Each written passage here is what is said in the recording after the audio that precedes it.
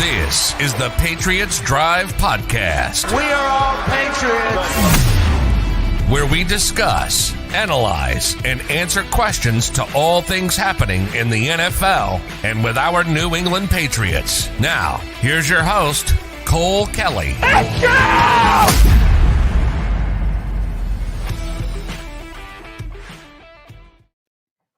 Welcome into another edition of the Patriots Drive Podcast. Today, we're going to be going over a couple different things, mainly Monday night's game against the Cardinals, a recap about that whole thing, the offense, the defense, some injury updates, good, bad, injured, all that stuff that we usually do. So I'm here with my co-host, Jace Campbell. How's it going, Jace?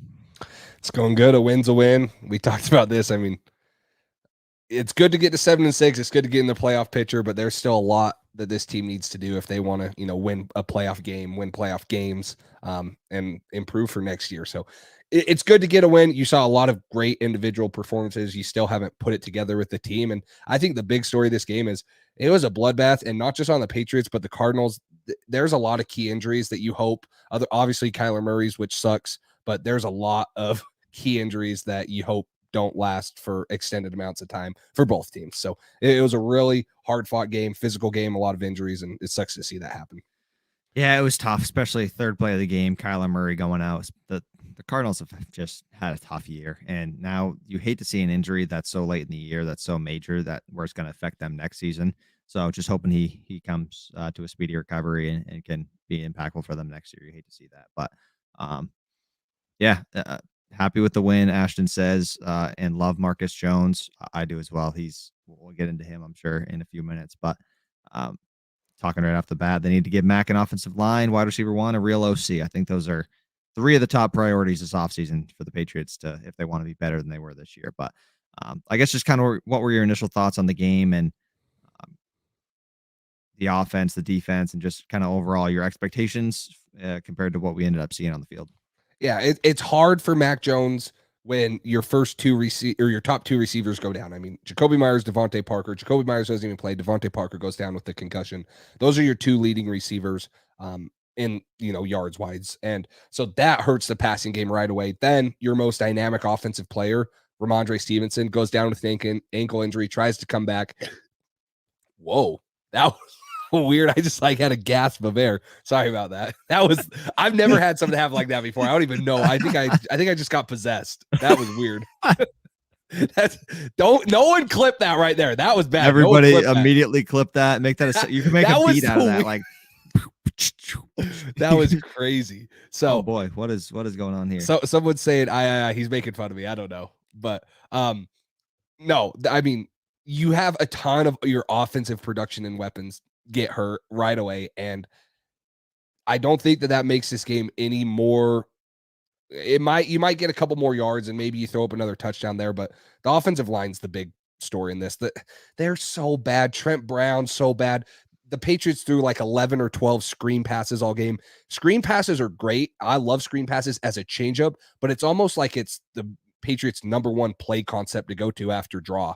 And that's kind of a joke, right? I know that draw is not their number one play concept, but it seems like they use those two when they should be used as a changeup, but they use them as primary calls, and it's so predictable. You heard Vance Joseph, the Cardinals defensive coordinator, what he said about how much Matt Patricia calls the offense before the game even started. So the offense is just too predictable, and they're using things that are changeups and are misdirection and kind of trick plays, not really trick plays, but ways to throw the defense off as primary calls, and they're not working. Teams are getting so accustomed to seeing screens on first and second and third downs.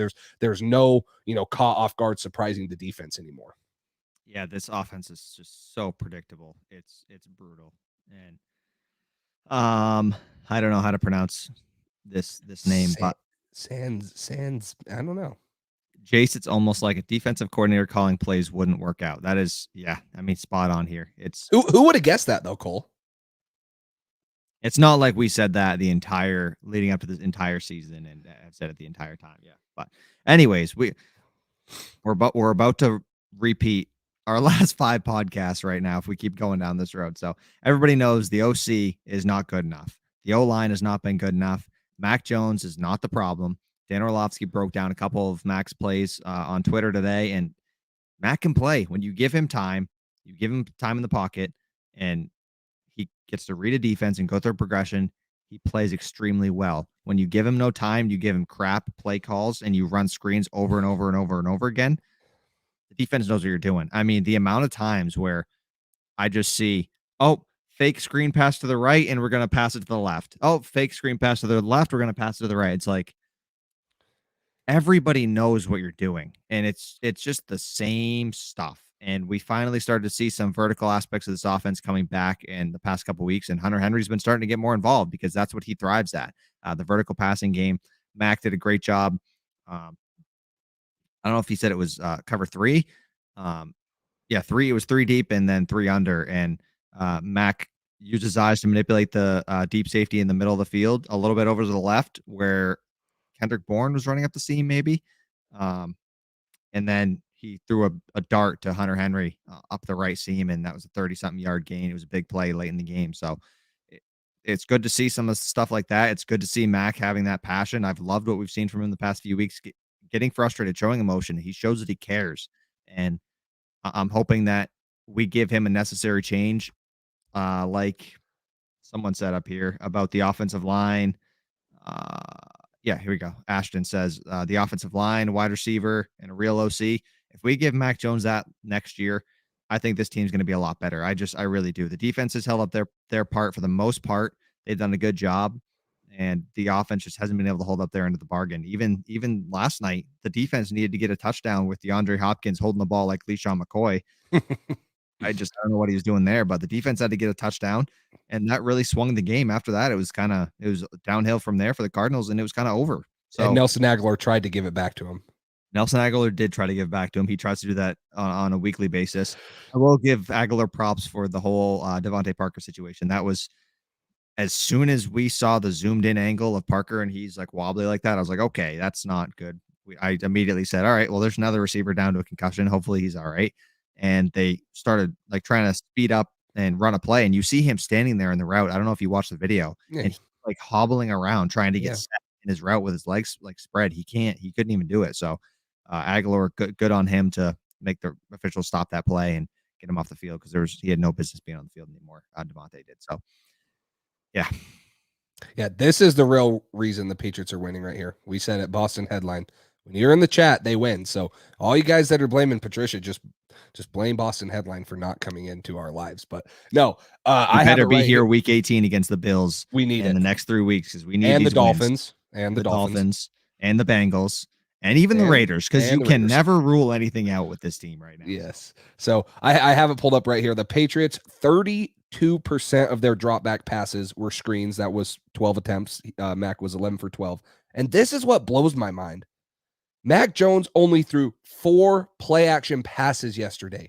Why is there is it just let Mac drop back? And it's not that I don't believe that Mac can drop back. It's that I don't believe we have enough elite separators and guys after the catch to just drop back and throw it up to a guy like Justin Jefferson or Jamar Chase. So the fact that we're not running play actions to get our tight end involved, are Kendrick Bourne, who with the ball in his hands can make plays, but you're not using any creativity on the offensive side in ways to capitalize off the run game. I think another huge plus is it looks like Bill Belichick hit the jackpot on Pierre Strong and Kevin Harris, because I think those guys are 2 very capable runners. We all knew, and I've talked about this. If you haven't watched the Pierre Strong film review that I uploaded right when we drafted him, go find that on our channel after this. But he has the breakaway speed, and you saw that on that 44-yard run. He has enough speed to break away. And then Kevin Harris is like Damian Harris. He's a great change of pace back. He comes in, he runs hard.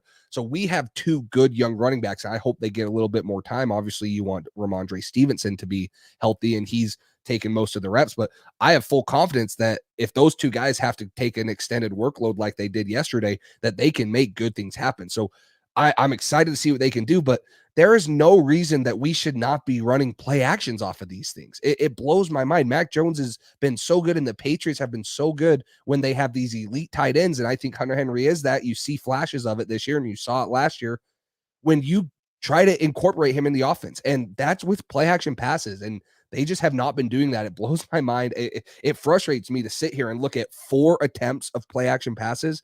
That is low for any quarterback in the NFL. You got to use that, throw that in there as a changeup, and get these linebackers off balance. It's so easy for them right now to read what the Patriots are doing, and they don't have to worry if they get a run read and now they're having a tight end run behind them. They don't have to worry about that because the Patriots don't run play action. They don't run boots. It blows my mind. Yeah, and talking about the draft and stuff, Matt Groh, since he's been here the past couple seasons, we've had some really good drafts. So if that's Belichick getting Matt Groh's opinion and actually taking it, or Matt Groh kind of running the draft more, we've had some impactful players, and I'm really glad this was brought up. Is Taekwon a bust?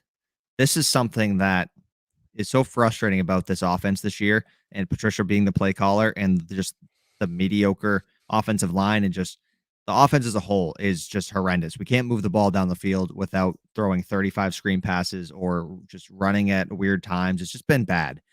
So trying to understand if we have a future star wide receiver, it's tough right now, because is Taekwon great and we're just not being able to utilize his speed because we can't protect Mac long enough to get him the ball downfield? Or is Taekwon a bust? Is he not as good as we thought he could be with some of the traits that he has, some of the elite traits he has? Because he does have those. We haven't been able to see it. He hasn't been able to get the ball much. He hasn't been targeted much. I don't know. I haven't watched some of the all 22 on the past few weeks, but to see if he's getting open or if we just don't have time or what the situation is. But it's really hard to tell right now. It's really hard to analyze Taekwon's performance when the offense is so mediocre. So that's what's tough is if Taekwon's a future star, like just say best case scenario, Taekwon is a star, and we think we need to go draft another receiver because Taekwon was a bust and he falls back on the depth chart or whatever. Like it's hard for us to know how he is as a player because we haven't been able to see him utilized correctly with how bad this offense has been. Yeah, his skill set coming out of college was the deep ball, using his speed to stack or defenders. And we haven't even seen the Patriots do that in general. Like Mac Jones throws a dime to Nelson Aguilar pretty far down the field yesterday, and he drops it right in his hands. But we haven't seen the Patriots just run like vertical concepts all year. And it's kind of shocking that, one, the Patriots are throwing 4 drop back passes a game, and we're not getting any vertical route concepts. And that, is because we're running 12 screens. 12 of those passes are screens. And so it feels like they're not, and I've said this before, as part of an offensive coordinator, in my opinion, is calling plays for players, right? You got to say, hey, let's get Jonnu Smith the ball 4 times a game or 5 times a game or however many plays. Well, what are those 5 plays? It's not just, hey, let's run this concept and who's ever open will throw it to. No, scheme for your playmakers. And you don't do that for every single play because obviously you're going to have situational downs where you like certain things. But if you got a guy like Tyquan Thornton, scheme up 2 or 3 deep shots. Who cares if you don't complete them? At least you're throwing them, and at least the defense now has to respect them. And worst case scenario, you hit on one for a 50-yard touchdown. Like, why are we so scared of doing that? I mean, especially on a 1st and 10 where we just get the ball after an interception or something. Take a shot. Put the nail in the coffin. There's no creativity. There's no desire to push the ball down the field. It's slow. It's methodical. And you kind of heard the broadcasters last night talking about, Matt Patricia and them kind of have to mask this offensive line issue, which I get it. I think that there is some truth to that this offensive line is so bad that it's hard to scheme up plays that are too, so. He's the offensive coordinator, right? So it's kind of like the same O-line coach and offensive coordinator. It's the same guy, right?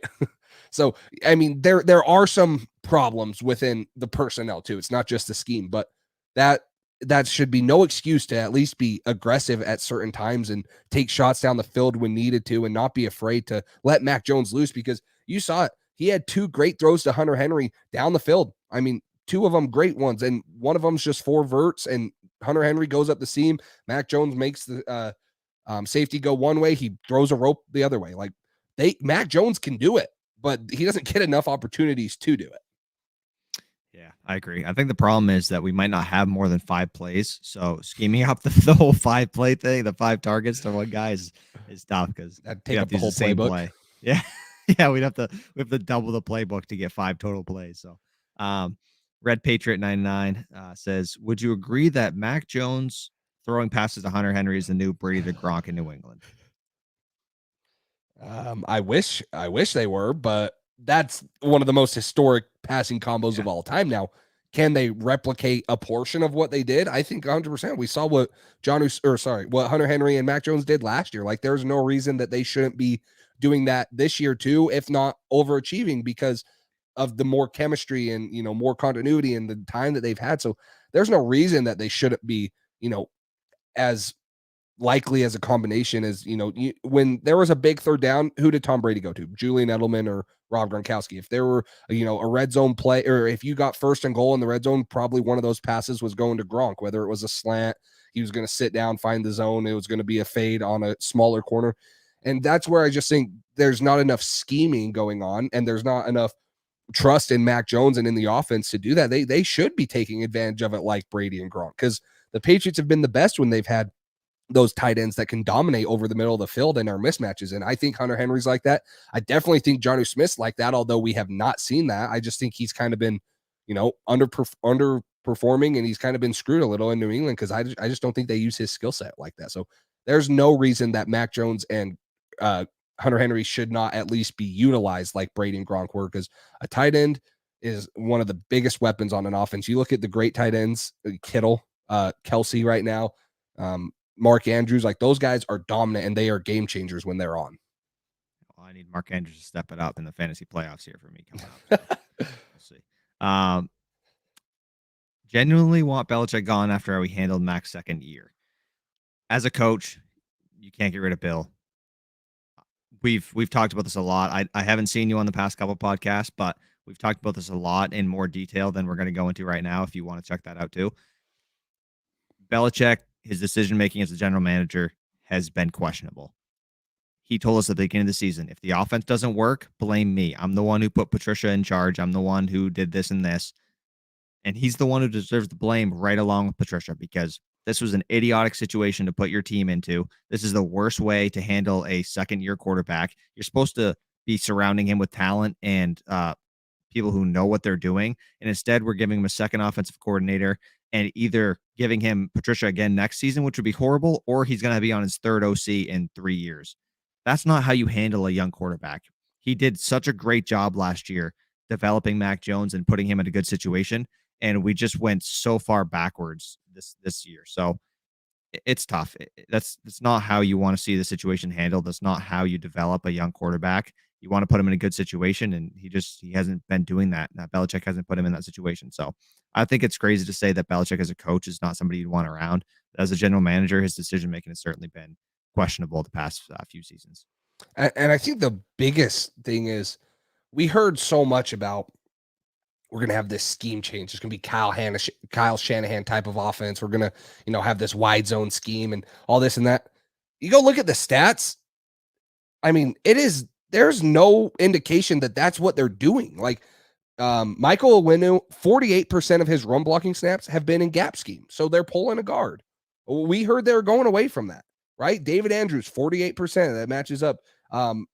Isaiah Wynn, 49%. Like, they're almost 50-50 on gap scheme, zone scheme, which is more than what they were last year. But they made it sound like we were going to go, hey, this is going to be like 70-30. Like, we're going to run zone schemes. We're going to let these running backs get out and run. And we're going to have these offensive linemen doing double teams up to the backers. And, that's why we got Cole Strange, is because this is what he did at Chattanooga, and he's athletic enough to do it. Well, they're not doing it. It's so what was the point of bringing in a new offensive coordinator and a new scheme when they're not even utilizing this? So I have no problem if you want to bring in a new scheme, but now they're just abandoning it, and what they practiced so much for and what all the struggles were in camp learning a new system is now not even being used all of a sudden in the run game. And it just blows my mind. And I in a way, I do feel bad for Patricia, because I think he's way in over his head. But what do you say when Bill Belichick calls you up and offers you an offensive coordinator job? You don't turn that down. But I think that that's a bad spot he was put in. And I'm not saying that he's totally trying to screw this team, but he just is not qualified to be an offensive coordinator. And, we've heard other coaches say it. He calls it like a defensive coordinator would want you to. And that's not what you want your offensive coordinator to be doing when you got, a second-year quarterback that shows a ton of promise. Yeah, it's frustrating. And I think this is going to be a very crucial offseason. It's going to go one of two ways. You can either start to drag this thing in the right direction, surround Mac with some talent. You're going to have Aguilar off the books. Jacoby Myers is up for a contract. Damian Harris is up for a contract. There's going to be some things that you can do to surround Mac and really start driving this thing the right way. Get a guy in here who knows offense, who can call plays well, who can scheme things up correctly. Get no line, protect him, focus on that. This team has a lot of holes that maybe we can't fix in one offseason, but this is going to be the year. The third year for Mac Jones is going to be the year where we have to decide if this is the guy or if we need to move on in the future and we need to find someone else and start working on a succession plan. Because at this point, we're getting into year 3. Then it's going to be year 4. You're going to have to make a decision on if you want the 5th-year option before his 4th year. It's going to be decision-making time after next season. So we really have to surround him with talent and see, okay, where can this guy take us when he has a good situation? And I think we saw glimpses of that during his rookie year, but we just haven't had him have enough time to develop outside of his rookie season with good talent and a good situation where we can tell if he's the guy or not. So I think it's unfair to him. I understand his frustration. He just wants to win games at the end of the day, and he's not being put in a position where he can do that. He has all the talent in the world to lead us to the playoffs, to win playoff games for us, to win a Super Bowl. I truly believe that Mac Jones can win a Super Bowl as a quarterback for us. I just think we need to put the right situation around him, and I think we have great coaches in general.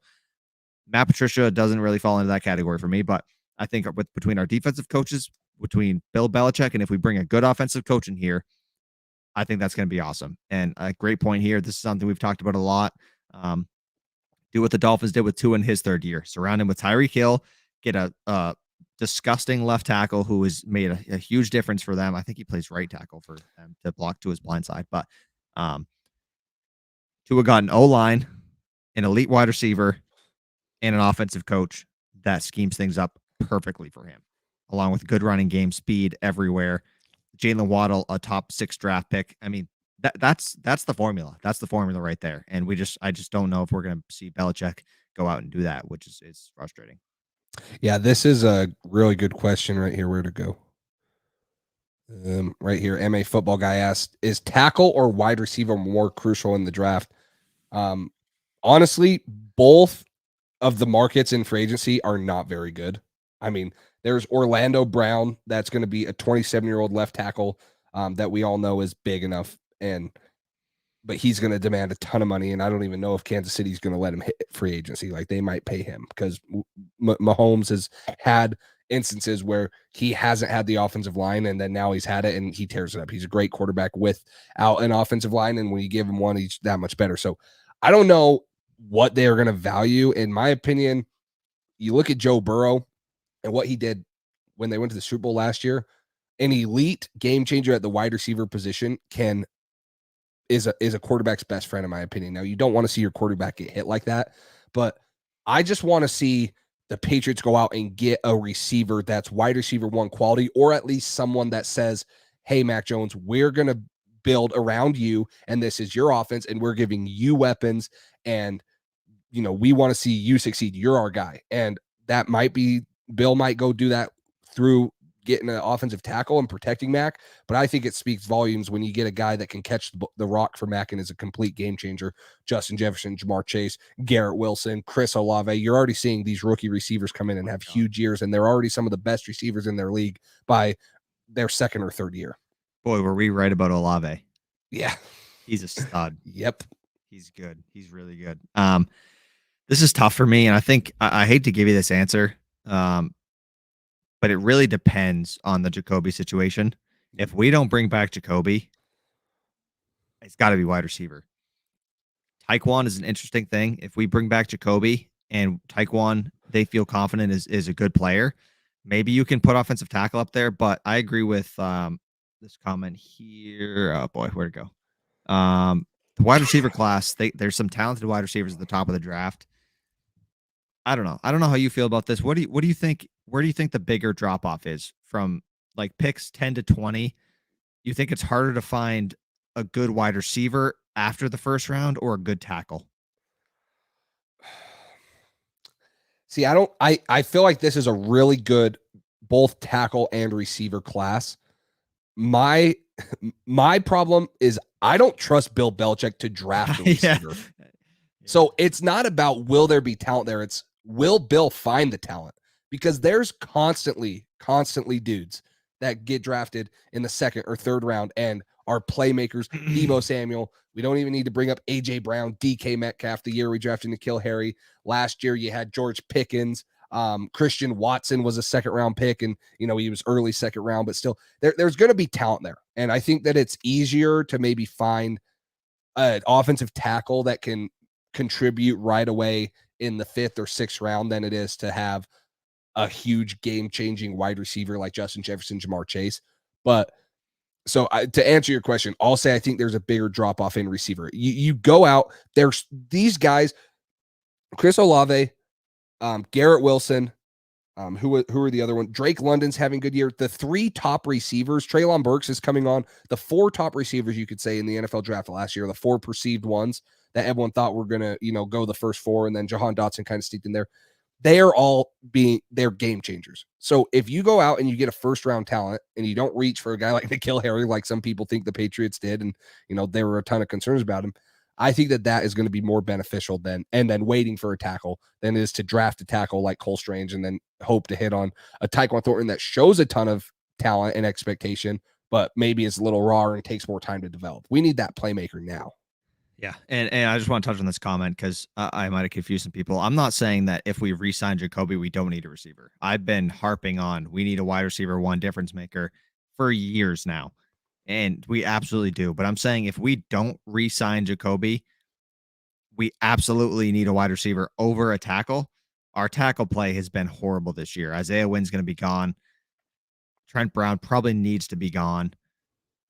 But if we re-sign Jacoby and Trent Brown, we end up cutting or trading or something, Isaiah Wynn walks, tackle is going to be more important than a wide receiver, as much as I hate to say that, because I have been desperately wanting a wide receiver 1, a guy who makes a difference and scares defenses for years now, and we just have not seen it. And that's why Brady left, is we didn't surround him with enough weapons. We traded a 2nd round pick for Mohamed Sanu instead of getting him a true wide receiver. Like, it's impossible to win games in this league and be a Super Bowl contender year in and year out when you don't have a difference maker like that, like a Stephon Diggs. Travis Kelce is a tight end, but a Travis Kelce, a Jamar Chase, Justin Jefferson, all those guys you just named, they make such a difference, like you just mentioned. It's insane. You got a game plan for them. You got to double them. You got to do all this different stuff just to try to cover that one guy, and it makes a huge difference. So, wide receiver, I would absolutely love. Whether we trade for that, there's not a lot in free agency, like Jace mentioned. I don't know. I feel like they've had opportunities the past couple of years to make big trades, to trade for a guy like Calvin Ridley, even off the suspension, to trade for a guy like Tyreek Hill, to trade for a guy like Devontae Adams. Like, there's so many talented wide receivers that we haven't pulled the trigger on. At the end of the day, you just got to get the talent in the building and go from there. And if you got to give up an extra draft pick that you didn't really want to, so be it. That draft pick is probably going to be a bust anyways. And if he's not, maybe he'll contribute, maybe he won't. You never know. So get the guaranteed talent. At this point, we've seen enough of no wide receiver 1. Get the guaranteed guy. Get the guy who's going to come in and be dynamic and instantly change the offense over the guy that may or may not be something in the future with a draft pick. So let's touch on this question from JP real quick. Eric, do you want to say something first? No. Okay. Pats Raiders, who's winning? We'll do a little quick prediction. Yeah, well, we got our pregame show coming up. It'll probably be Wednesday or Thursday since we're doing that. Well, it'll probably be Thursday or Friday now since we're doing this on Tuesday. But make sure you tune into that full in-depth stuff. I really do think that the Patriots have all the momentum. The Raiders, we just saw, they're the kings of holding a lead and then losing it. I don't know how they do it. I really don't. It's honestly somewhat impressive. So I really do believe the Patriots are going to do this. I think that it will be a low-scoring game. I mean, that seems to be the only way the Patriots win. But Bill Belichick, Josh McDaniels, it'll be interesting to see how he schemes up Josh McDaniels and, how he stops him. Usually, Nick Saban's assistant coaches don't succeed under him. Bill Belichick's, successors always seem to somehow kill him. So I don't know. I don't have a ton of faith in our defense slowing down Devontae Adams. He is freakishly good, and Josh Jacobs can run the crap out of the ball. He's been doing it all year. So I'm going to go with the Patriots. winning this game in a prediction. I don't think the Raiders defense is very, very good either. So maybe this is another game the offense can get going, but I don't see them winning a shootout if it's a shootout. So I think it might be a shootout. The Raiders torched us in preseason. they did. They every day they torched us. Besides that one day that Jalen Mills locked out Devontae Adams for some reason, and we thought he was just going to be the new wide cornerback one for us. But it's going to be interesting. If Jalen Mills is back, if Jack Jones is back, if all these guys are healthy and ready to go, I think we could squeak a win by. I think it might be closer than some people think. The Raiders aren't good, but their offense is disgusting. Josh Jacobs, Devontae Adams, that's going to be a handful. If we can take away Devontae Adams, I think that's going to be huge. Yep. But you still got to deal with Josh Jacobs, and he is a monster. We don't have to deal with Darren Waller and Hunter Renfrow, which is certainly a plus. I think we're going to win the game. I think it's going to be maybe closer than some people think. The defense is going to have to apply pressure to Derek Carr, make him make a mistake. If you get a pick and we play good fundamental football on offense and stop trying to do the same stuff over and over again, and maybe we can scheme something up for once, I trust that we're going to win this football game. You got to keep an eye out. Belichick loves losing to former coaches of his, so that's something we gotta acknowledge as well. And I don't know, the Patriots aren't playing great football right now, so I truly feel like they could lose to anybody on any given night, and they can squeak one out against anybody any given night. So it should be a good game. It should be interesting. Not more interesting than the Washington versus New Giants game, apparently, because we're not on Sunday Night Football anymore. So oh my gosh, we'll get to see that at 4:25. But yeah, so I'm excited for this one. This is kind of ones that I think a lot of Patriots fans had circled on their calendar as soon as the schedule came out, and it was Sunday Night Football. Now it's not, but it should be a fun one. You got both teams that I think had a little higher expectations than what they are playing at right now, so it will be a fun one, and it will mean a little bit more to Patriots fans and than it will to most other teams and fans that are just watching the game. It'll mean a little bit more to Patriots fans wanting to beat Josh McDaniels. So we'll see. Make sure you guys tune in to our live show. Follow us on Instagram, which is right on the screen, so you guys can stay up to date when we go live on that. And we'll do pick-ems and more in-depth stuff, keys to the game. But those are our quick little picks right there. Have we had a Sunday night game yet? No. So we don't have one all year? I think we have one Sunday night game. Gosh, they all blend into one week. So we've had a Monday night and 2 Thursdays, but one of them was Thanksgiving. Maybe we didn't have a Sunday night. I don't remember having one. Yeah. I think we've only had like one 4:00 game too. I remember the Packers being a 4:00 game. Yeah. And we haven't, because NBC is Sunday night, right? Yeah. Yeah, no, we haven't. Yeah, we haven't. We've had a ton of primetime ones, but no Sunday night one. So at this point, I don't know. We don't like to perform well in primetime. Well, I guess we don't like to perform well in general, but yeah, it's not primetime. It's yeah, I guess that's anytime. True. I guess that's anytime true for Patriots. So. I get it, Red Patriot. I understand why. I mean, if you're gonna switch it out, I don't really know why the Giants Washington game is the one to do it for. I guess they are in a tight division and fighting for a playoff spot, but I don't know. I understand the Patriots stink, the Raiders stink. Outside of, like, I was just telling you, my cousin was over tonight. He's a big Vikings fan. Nobody wants to watch the Patriots outside of like Patriots fans, and even some Patriots fans don't want to watch. The Patriots, but putting the Patriots on prime time is like, I don't know, having to the world, having to watch yourself get your teeth pulled out. Like, I don't know. It's just that's got to be miserable for everybody else. So I don't know about that. I just, prime time for the Patriots right now is not something that I think a lot of people will enjoy. I obviously like to watch the Patriots on primetime national television. It feels like the stakes are a little bit higher than a 1 p.m. game, but I understand the NFL's reasoning behind it. Yeah, it didn't surprise me. I think you mentioned something about it on our last live, or you mentioned something about it like 2 or 3 lives ago. Like, we might lose that Sunday night game because no one wants to watch the Patriots on primetime. Plus, they've been on primetime the last 2 weeks and last 3 weeks, because Thanksgiving, Thursday, Monday night. and then this would have been the 4th straight one. So you want to get into the good, bad, and the injured real quick though, and do the ad read? Yep. Ready for that? Okay. If you guys haven't already known, we are sponsored by Underdog Fantasy, so we're going to play a quick little ad read, and then we'll be right back. Real quick, guys, we'd like to thank today's sponsor, Underdog Fantasy. With Underdog's NFL Pick'em, they make it super easy to win big on any given night. They have individual player props or daily fantasy and are legal in 41 of the 50 states. Right now, they are doubling your first deposit up to $100 when you use code PATSDRIVE or use the link in the description. All you have to do is select higher or lower and submit your wager for as low as $1 to win anywhere from 3 times to 20 times your money. You can also compete against thousands in Underdog Fantasy's daily fantasy tournaments ranging anywhere from football to baseball to basketball. Whatever sport it is, there's a tournament for you. Now with Underdog's Pick'em Insurance, you can still win money even if one of your picks does not hit. So head over to UnderdogFantasy.com or download the Underdog app. Make sure to use code PATCHDRIVE or use the link in our description to get started today.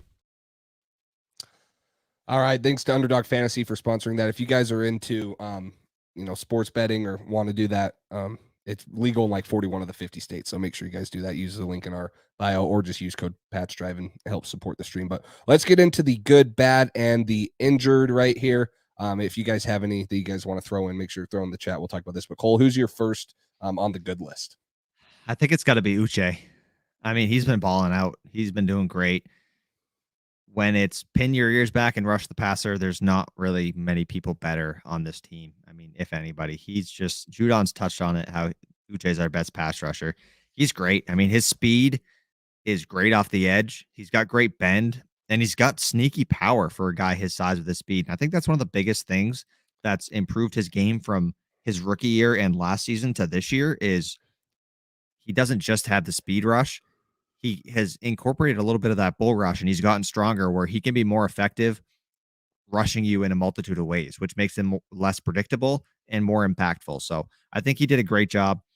Him and Judon together on the outside are a great pass rush tandem. We need to have him flying around doing the same thing against Buffalo, against Miami, all these guys, the Bengals. We're going to need him to show up and keep doing his thing because Judon hasn't been getting as much pressure on the quarterback. They've been chipping him. They've been doubling him. They've been trying to account for him, and he's slowed down a little bit. So it's freeing up Uche on the other side, and he's been taking advantage of it. So I got to put him as number one. Yeah, if you would have told me or any other Patriots fan going into the year that the Patriots would be the only team with 2 guys top 10 in sacks, I think you would have said, yeah, right. I mean, we all knew Josh Uche had it, and we knew Matt Judon would be able to probably would have guessed Barmore. Even that is like crazy. Like that if you told me Barmore had 10 sacks, it's crazy to think that we've been playing without Barmore. Like he is such a huge piece in this defense too that has not been, on the field for the last couple weeks. But Matt Judon tied for first with Nick Bosa with 14.5 sacks, and then Uche's tied for 9th with 10 sacks. The only team in the NFL with 2 10+ sack guys on the team, and so that's huge. We talked about that all offseason. Like who's going to come along other than Matt Judon, and Josh Uche has been huge the last couple weeks and really turned it on and is emerging as a big time playmaker for us. So someone already mentioned this early in the show. They love Marcus Jones. I'm gonna throw Marcus Jones on here. He's the only Patriot player that had over 80 snaps. He had a ton on defense. He had a ton on special teams and a couple on offense. And then again, you have him making plays on offense. You have him getting the interception on defense. And I actually thought he did a pretty good job against DeAndre Hopkins. Like he held his own. There was a huge size advantage, but there were times where mismatch and he held up way better than I thought. Very impressive. And he had a huge hit on McBride. Yeah, that was I'm so glad they didn't throw the flag there. I thought they were going to throw the flag, and that was such a clean hit. That's how it should have been. That was timed should have been perfectly. Called. So perfect timing. Marcus Jones just masking a ton of our offensive problems. He's not even an offensive player, but he's explosive with the ball in his hands, and I think they need to keep scheming up ways to get it to him. He's Belichick's dream as a player. Special teams, offense, and defense. I mean, it doesn't get better than that. I'm a little worried about him getting worn out. We need him to keep playing on defense if we have these cornerback injuries. We also need him on the offense. He's been one of our more explosive guys, and defense has to pay attention to him. When he gets the ball in his hand, he's throwing stiff arms out there. I mean, this guy doesn't care how big he is. I think he thinks he's like 6'5" because he plays like he is. He does. I love Marcus Jones. He's awesome. He creates such a spark for us on all three phases of the football, which is awesome. So Marcus Jones, week in and week out, he's been one of our best picks. He's been so impactful. So I love Marcus. Next guy I got to throw on there. I'm gonna go with Hunter Henry. 3 catches, 70 yards. He had some big plays. He really had our only explosive plays on offense. It was just up the seam, but he did his job. He executed, and he got some big plays. So I'll take that out of him. Yeah, good to see him going. Those 2 big plays down the seam. One led to a field goal. The other one led to a touchdown. So that was good. So I'm going to throw on here Pierre Strong. He only had 5 carries. He had his first touchdown. He had that 44-yard run, but 70 yards. And you saw it. And honestly, I'll throw Kevin Harris in here too because he had his first touchdown. But I think the rookie running backs, when Ramondre Stevenson went down, you were like, oh, crap, this is not good. And it's still not good, but Pierre Strong came back in. He did come back in. I was like, don't just stay on the sideline. Like, if we lose, that stinks, but we can't lose Ramondre. He's our whole offense. He is. So the rookie running backs, you saw the explosion out of Pierre Strong. Like the dude has burst, he has explosion, and he can get going. It would have been even better if he could have just outran the safety to the end zone on that one long run. But you see it, like he gets out and he is going. And then Kevin Harris, the big power back. So the rookie running backs, although you hate the injury to Ramondre Stevenson, and sounds like he'll be good to go against the Raiders. Hopefully, cross our fingers. We'll talk about that in a minute. But the rookie running backs showed a ton of promise. Yeah, those are 2 guys I had on my list as well. So I thought they did good. I thought KB did pretty good. He got involved a little more with a couple guys out. Finally, he's getting involved. 5 catches, 47 yards, 10 yards a catch. I think that's pretty good. So I'll take that from him. Outside of that, like I had the 2 rookie running backs. I thought Judon was another guy who played pretty well. And I will say Tavai had a couple nice plays tipping the ball. I was going to say, he's kind of silencing us. Like, there's a little bit there where I was like, why are we keeping Tavai and not Cam McGrone or something? And he impresses. He's getting better. He doesn't impress me. He's getting better. He is getting better. He's better in certain situations. Yes. He's better against a guy like, was it Colt McCoy? Yeah. Than a Kyler Murray. Or yeah, a lot of people will be better. yeah. So, but yeah, so that kind of wraps up my list as far as the good goes. I guess I'll throw Nick Folk in there, 2 for 2 on field goals. Whatever. Pilardi is going to be on the other side of this. Maybe I'd give Raekwon McMillan 1 for the touchdown, or Duggar for the punch out. Yeah. Give those are kind of their only moments that like really stood out to me. Yeah.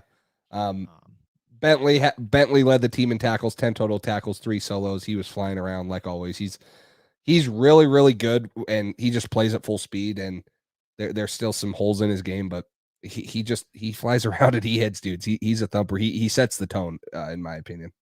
Duggar had 7 solo tackles. Marcus Jones had 6 with the interception from Marcus Jones as well. We didn't mention that. Interception. He's the first player in something. That's not a very specific stat, but to have an interception, a punt return for a touchdown, and a receiving touchdown all in one season. It's such a specific stat. It's one of those ones you're like, where did you get that one from, ESPN? But so I don't know if it's NFL history or like ever, if he's the first person to do it, or if it's in just a long time. So I feel like it might be. The Patriots Unfiltered yesterday said that he's one of 6 players since the Super Bowl era that has gotten those stats. And the other one of them was Barry Sanders. One of them was Deion Sanders, Devin Hester. That makes more sense. And and then a couple other guys, but he's in pretty elite company. So he's doing good. Off to a good start for a rookie. Yes. Any update on Jack Jones? He said it was a bone bruise or something. He said he'll be fine. He expects to be good to go for next week. We'll see if that's true or not. Players often say that and then don't play because they're not medically cleared, but they always want to play. Let's move on to the bad. You want to start, or you want me to start, or what do you want? You go ahead. You said Pilardi already, so you can just start on that one. I said Pilardi because he absolutely shanked that ball. It was bad. He also pinned a couple. I mean, Matt Slater had one right on the 1 yard line that he pinned, and he couldn't keep his foot from going into the end zone. So I won't put him on the bad. He's so up and down. He either pins you inside the 10 or he kicks it 15 yards and is straight out of bounds. So he's pretty up and down. On the bad, I'm gonna go with where'd he go? Yeah. I'm gonna go with Aguilar, I guess. Just dropping some balls, almost had a turnover there for us. Mac Jones, I would have thrown on the honorable mentions for the good list. I thought he looked really good. I thought he looked good again with given what he was given. And I thought he took what he could, made some great throws, made some good plays. He only had like one bad throw that I remember that was overthrown to Aguilar on the sideline, but Aguilar dropped a couple. He wasn't great. So I guess I'd put him as one of my first guys on there. I'm Trent Brown again. It wasn't noticeably as bad. That was my next guy. He led the team in pressures allowed. He gave up 2. And then he had another dumb penalty, right? The first drive, the Patriots have the ball. They have a 14-yard pass to Devontae Parker, and then he gets the concussion, right? Ramondre rushes for 1 yard. And so we're sitting at Arizona's 45, and we're moving the ball. False start, and then incomplete pass, and then he had another penalty later in the game. So between the pressures and the stupid penalties that he seems to always have, he's been very, very, very mediocre compared to the expectations that we had. And it was looking like we kind of got him for a steal at the contract we got him at. And I don't know, I'm kind of a little overthinking that now and saying maybe that's what he was worth, because he has not played up to those expectations. Yeah, he's been bad. He was the next guy on my list. I'm just going to throw the O-line in general, even against a defense that's not that great. I know they have the guy up the middle who's pretty good, who was questionable to play, and then J.J. Watt on the outside. So their defensive line is pretty solid. I don't know. The O-line wasn't great. And another guy, John, who did absolutely nothing. He had 0 catches for 0 yards. Yet again, $15 million next year. Awesome. Actually, we'll answer this from Mike. Mike is making 15 a year. I mean, Mike, you're making $15 a year. Congrats. Is making $15 million a year. He's doing good, and he is out here watching us, even with that salary. So, no, Jonnu Smith, $15 million, I think, to the cap next year, and I think Aguilar is making that much this season, and then he's gone next year. He'll be a free agent after this season's up, so he won't have that. Trent Brown definitely a cut candidate. Yeah, it will be interesting to see what they do with him.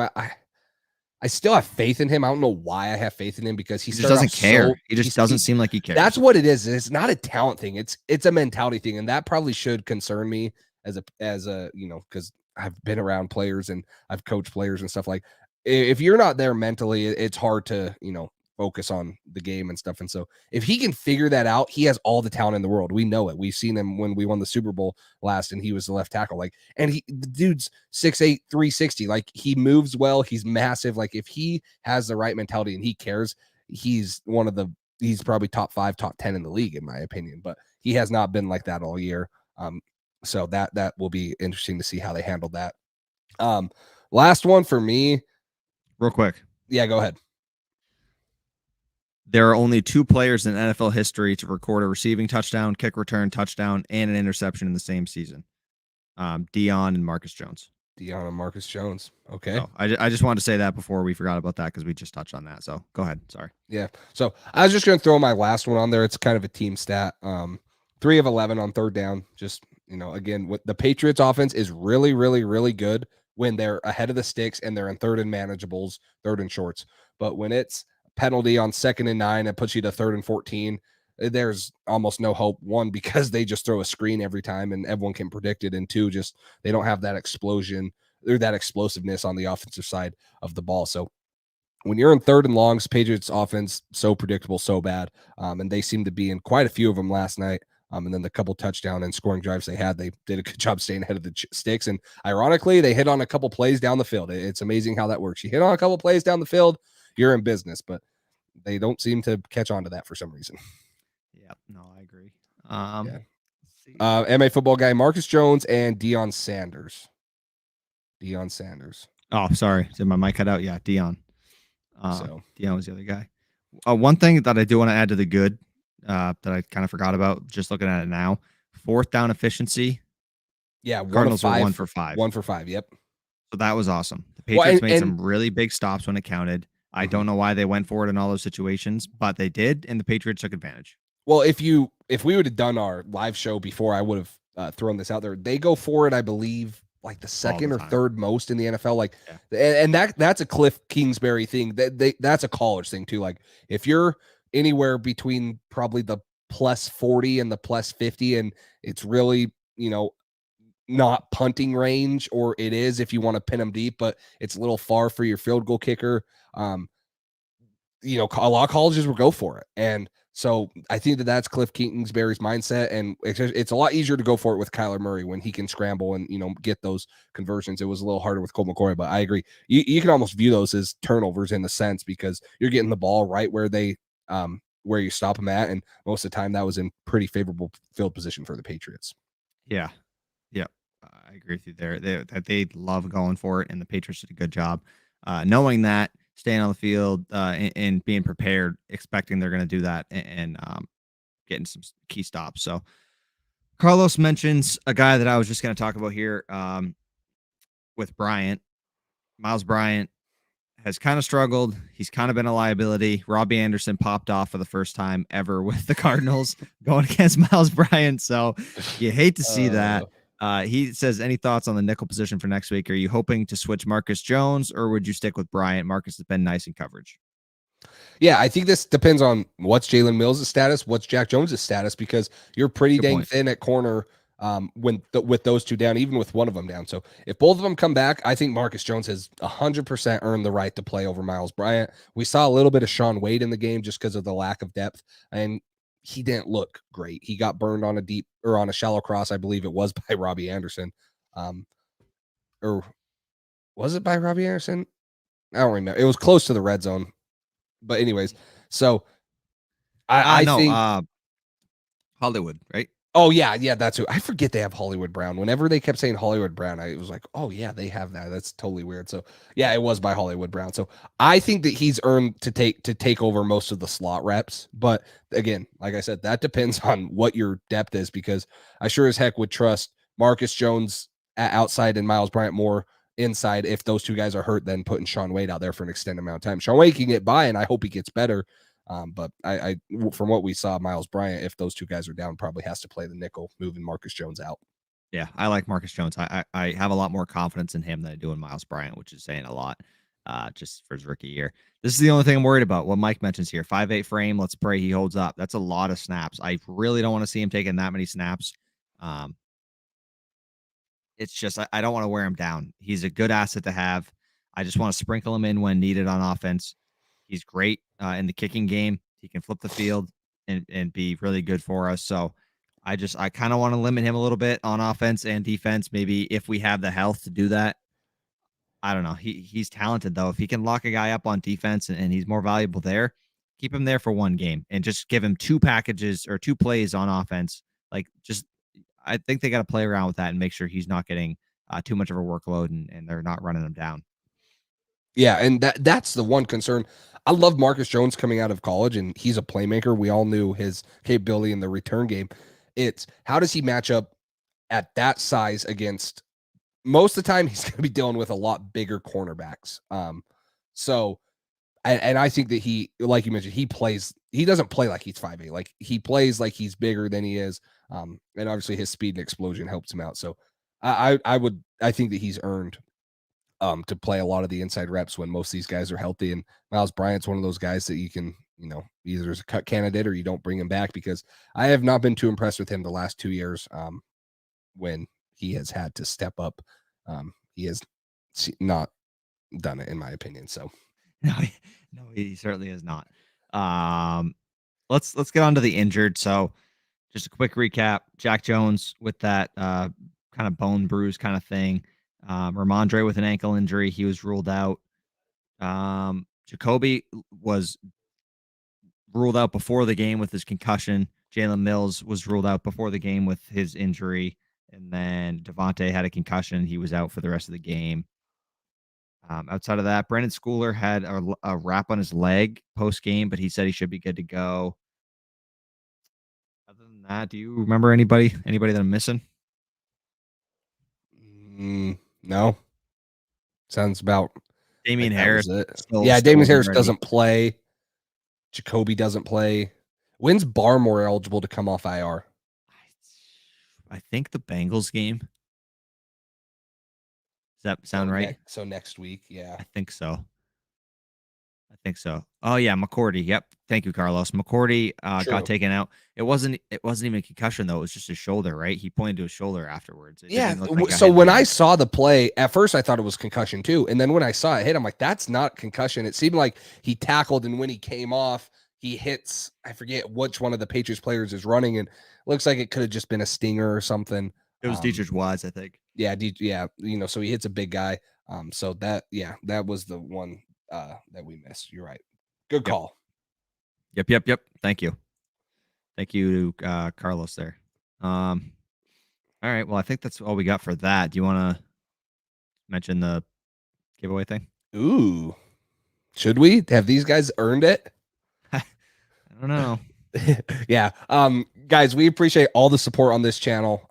We've grown so much in the past year. When we first started this, now we're doing clips. Now we have, we had a ton of support. We're over 1,000 subscribers on here. And we appreciate all you guys coming in here for our lives, for our clips, liking the videos, all your subscribing, and then being in here and commenting and chilling with us. So to show that and our appreciation, we're going to do a giveaway for Christmas. You guys will have 2 weeks, and we'll decide exactly when we decide it, but it will be after our Christmas Eve game. Whenever we go live for that post-game show, we'll announce the winner for that. But most of you guys on here are probably already eligible because you guys are subscribed to us on YouTube. But all you have to do is subscribe to us on YouTube and then go comment on a video done, and then put your Instagram handle, because most of our followers are on Instagram. So we're trying to reach both, communities right here. So comment your Instagram handle. That way, once we find a winner, we can DM you on Instagram, because YouTube DMs, I don't know if anyone even checks those. I don't even know if they're a thing.